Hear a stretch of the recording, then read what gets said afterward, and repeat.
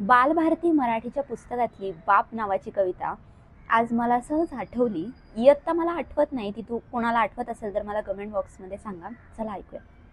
शीर्षक आहे बाप. शेतामध्ये माझी खोप, तिला बोराटीची झाप. तिथं राबवतो कष्ट तो, माझा शेतकरी बाप. लेतो अंगावर चिंध्या, खातो मिरची भाकर. काढी उसाची पाचट, जगा मिळाया साखर. काटा त्याच्याच का पायी, त्यानं काय केलं पाप. तिथं राबतो कष्ट तो, माझा शेतकरी बाप.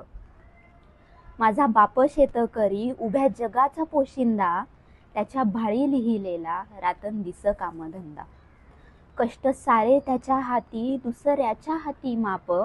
तिथं राबतो कष्ट तो, माझा शेतकरी बाप. बाप फोडतो लाकड, माय पेटविते चुल्हा.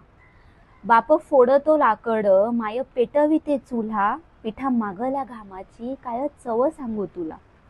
आम्ही कष्टाच खातो, जग करी हापा हाप. तिथं राबतो कष्ट तो, माझा शेतकरी बाप.